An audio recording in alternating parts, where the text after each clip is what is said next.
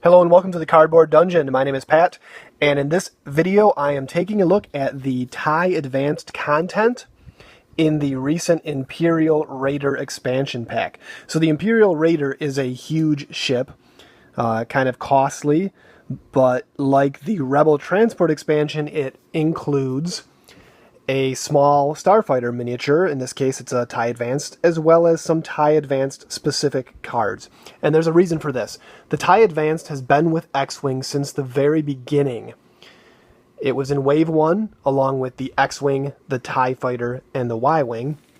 And it was immediately overshadowed when Wave 2 introduced the TIE Interceptor to the Imperials.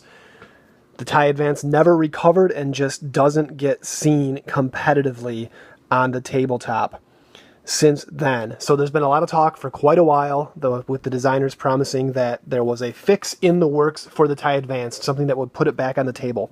So what you have in the Imperial Raider expansion is that fix.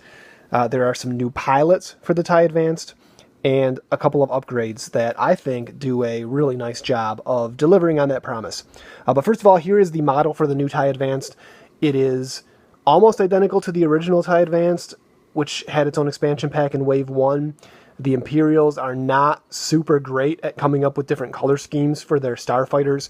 TIE-class ships generally come in either gray or blue. So the original TIE Advanced was gray, and this new one is blue.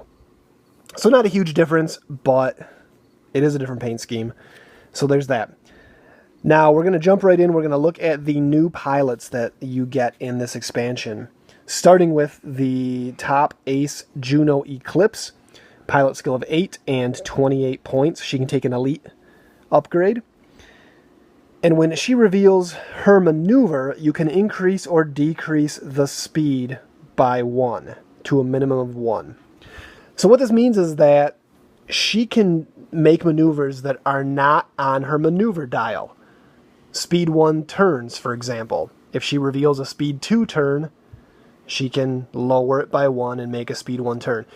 With this ability, Juno Eclipse can actually make every maneuver possible in the game as far as straights, banks, and turns. And she can also increase and decrease the speed of her K-turn, so she's got a bunch of options for that as well. This all combines to make her one of the most maneuverable ships in the game. And I think especially with the Stay on Target upgrade, Elite upgrade, that came out with the YT 2400 expansion pack, she can do some really interesting things with that in terms of changing the revealed maneuver as well as the speed of the maneuver. I think if she gets behind certain ships and she has that elite upgrade on her, you're not gonna shake her. But really good pilot, really good ability. Next up we have Zertek Strom. He has a pilot skill of 6 and costs 26 points. Enemy ships at range 1 cannot add their range combat bonus when attacking. So kind of interesting, purely defensive. Anybody at range 1 attacking him doesn't get that extra attack die. This is okay, I guess. He can take an elite upgrade as well.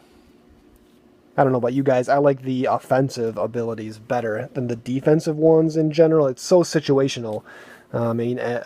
Best case scenario is you don't want to let enemy ships get into range 1 of you if you can help it, but I guess, this could be useful. Next up we have Commander Elozin. Pilot skill of 5, 25 points, also can take an elite upgrade. At the start of the combat phase, you may acquire a target lock on an enemy ship at range 1. Okay, so this is interesting. I like this. Get into range 1, do your action, not a target lock, because you don't need that now, so you can barrel roll or focus or evade, whatever you want to do, and then you get the free target lock before you attack.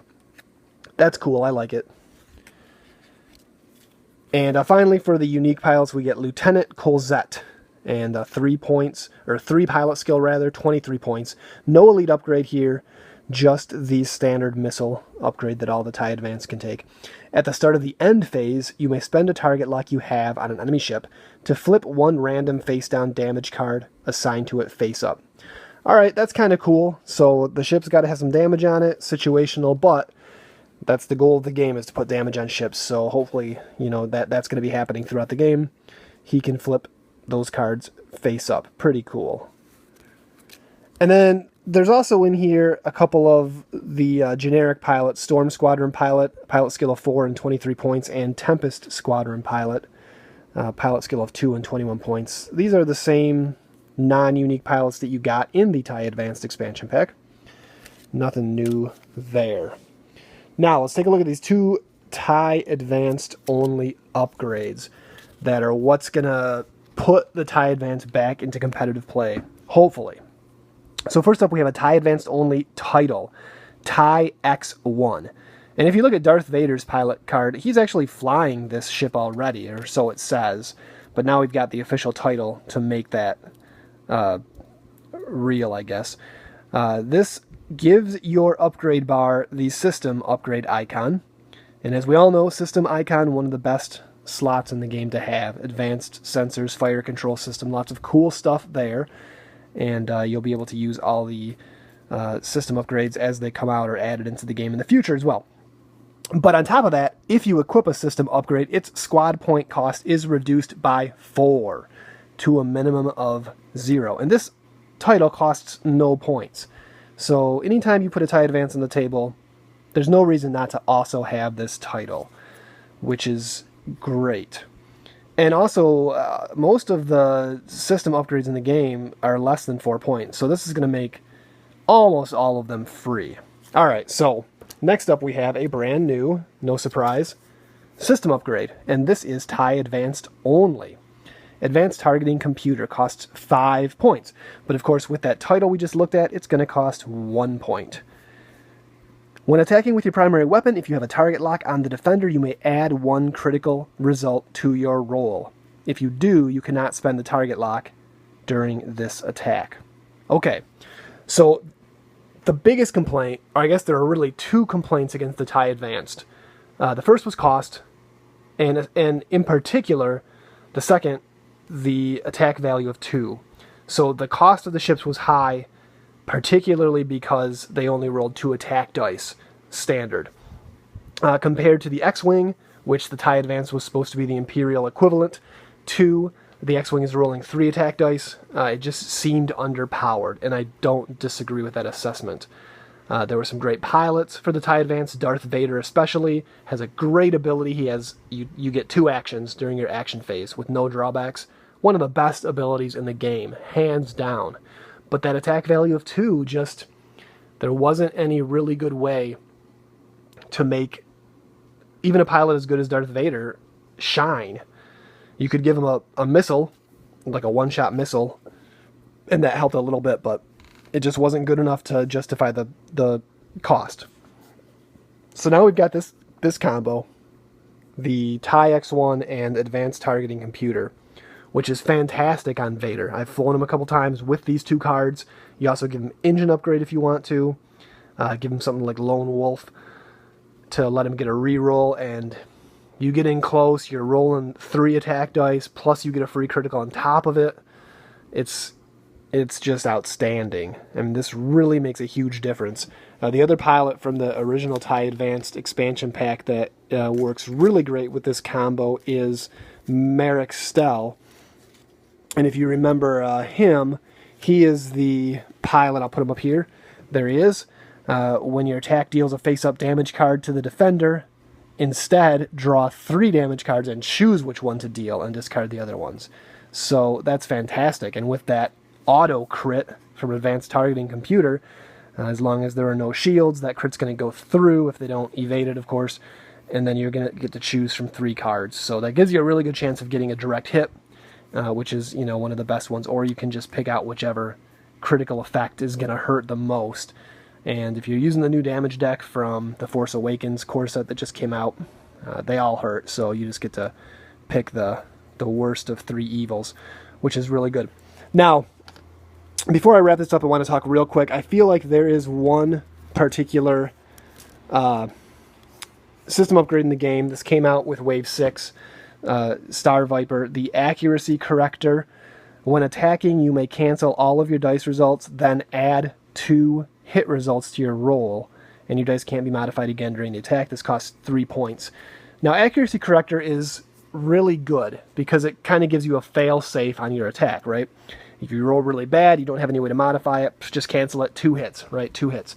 Okay, but the thing about this was that until now, all of the ships in the game capable of using it roll more than 2 attack dice, which means that if you triggered Accuracy Corrector, you are doing suboptimal damage. For whatever reason, you weren't able to get the best result on your attacks. So I think we have the E-Wing, the B-Wing, the Lambda-class shuttle, the Starfighter can do it with its title.